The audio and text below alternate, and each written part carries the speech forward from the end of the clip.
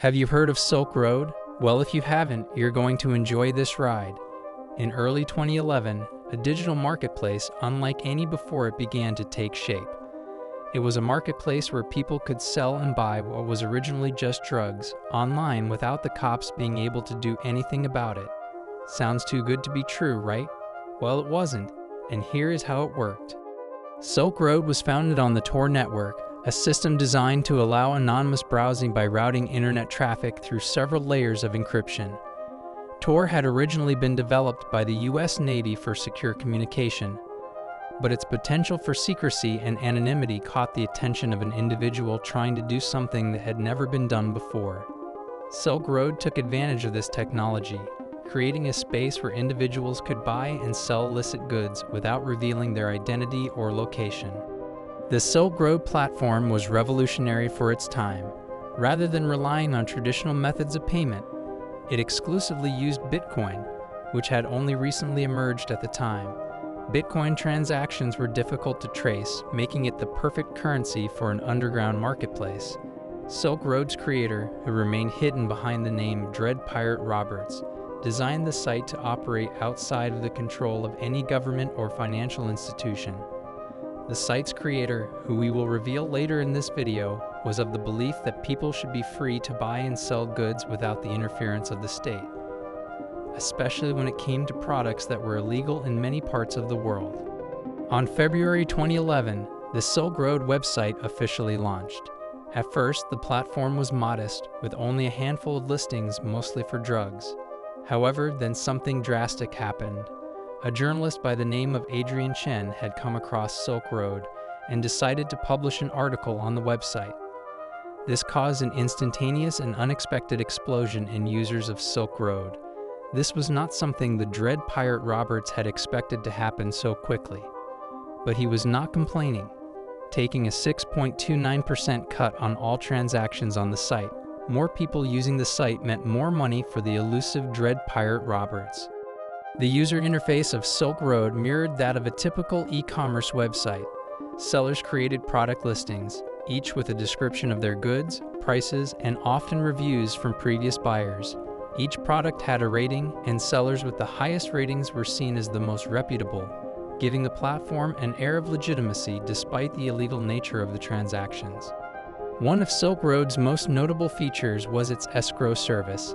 This system held payment in Bitcoin until the buyer confirmed they had received the goods as promised. This process helped reduce fraud and disputes between buyers and sellers, which helped the marketplace gain further popularity.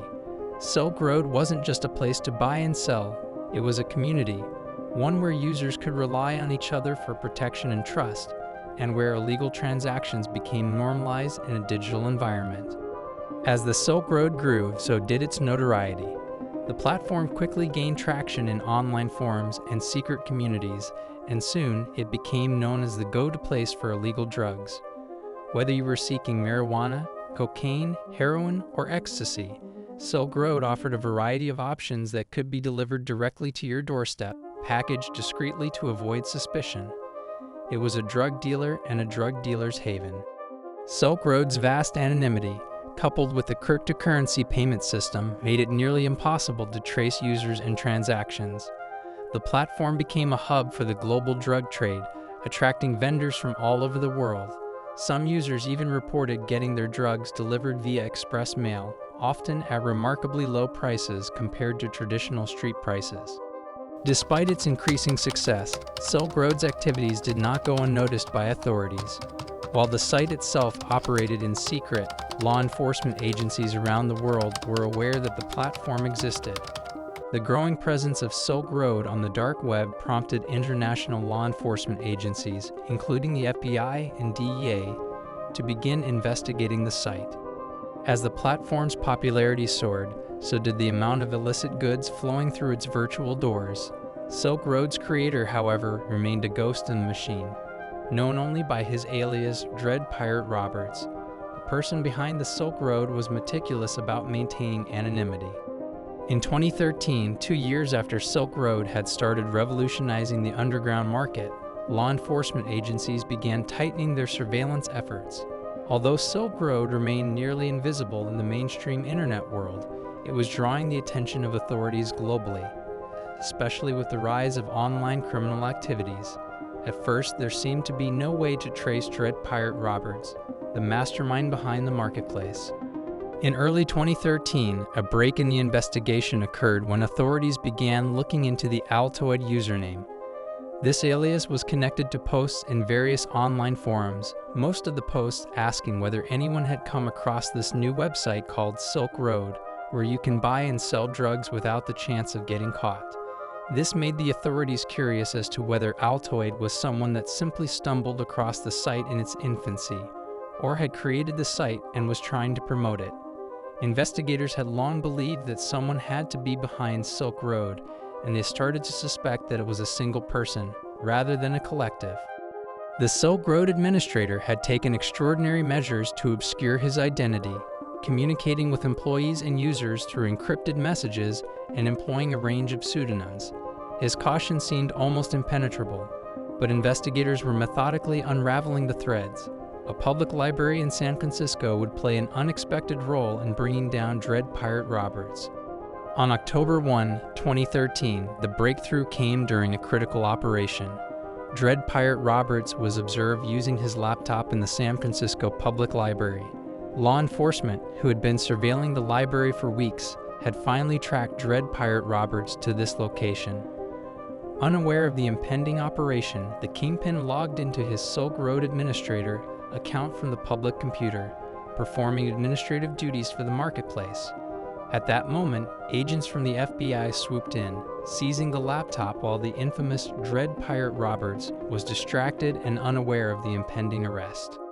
The elusive Kingpin Dread Pirate Roberts had just officially revealed himself to authorities. He was none other than Ross Ulbricht, a former physics student and a libertarian. Ulbricht was 29 years old when he was arrested in 2013. The arrest was made swiftly and without violence. Ulbricht was detained, and the authorities gained access to a wealth of critical evidence. The laptop was a goldmine for investigators. Inside it was the administrative control panel of Silk Road, the entire Silk Road database, and messages between Ulbricht and various Silk Road employees. The evidence confirmed that Dread Pirate Roberts was not just the founder of Silk Road, but also the person responsible for running the entire operation, setting prices, managing customer service issues, and ensuring the site's functionality. Even though Silk Road's operations were designed to be untraceable, Ulbricht's digital footprint ultimately led investigators to his real-world identity. As authorities combed through his laptop, they discovered links to Ross Ulbricht, a former physics student and libertarian with a vision of creating a truly free market, free from the control of any government. Ulbricht had used his personal email, phone number, and other identifying details inconsistently across his various online personas, which gave authorities the evidence they needed to connect him to Dread Pirate Roberts. The details of the FBI's investigation into Ulbricht's activities were staggering. As the investigation unfolded, they discovered that Silk Road had become a significant force in the global drug trade. Ross Ulbricht, under his persona of Dread Pirate Roberts, had profited immensely from these illicit activities. After his arrest, Ross Ulbricht was charged with several felonies, including money laundering, conspiracy to commit computer hacking, and drug trafficking. Authorities had seized over $33 million worth of Bitcoin in assets and evidence from Ulbricht's Silk Road operation. His trial, which started in 2015, captivated the public due to the nature of his crime and the ethical debates surrounding his activities. In his defense, Ulbricht's lawyers argued that he was a victim of entrapment, claiming that someone else had hijacked Silk Road after it had been set up. They portrayed him as someone with good intentions who had become overwhelmed by the scale of the platform. However, the evidence against him was overwhelming. The FBI had discovered chat logs, emails, and documents that directly tied Ulbricht to Silk Road's management. On May 29, 2015, Ulbricht was convicted on all counts, including conspiracy to commit money laundering, conspiracy to commit computer hacking, and conspiracy to traffic narcotics. He was sentenced to life in prison without the possibility of parole. In the course of his investigation, authorities uncovered conversations in which Ulbricht allegedly sought to have people killed, with one of the alleged victims someone who was suspected of stealing from Silk Road. However, these murders were never carried out, and the charges related to attempted murder were ultimately not filed during his trial. The case became a landmark moment in the debate over privacy, online anonymity, and government surveillance, with many questioning whether Ulbricht's sentence was an overreaction to his use of technology in what many considered a misguided but not particularly malicious pursuit. Despite being behind bars, the story of Dread Pirate Roberts continues to echo in the world of cybercrime. The rise and fall of Silk Road marked a pivotal moment in the development of the dark web and cryptocurrency, and it set a precedent for future online marketplaces. While Silk Road was shut down, it wasn't long before other similar platforms popped up, adapting to new encryption technologies and finding ways to continue operating under the radar.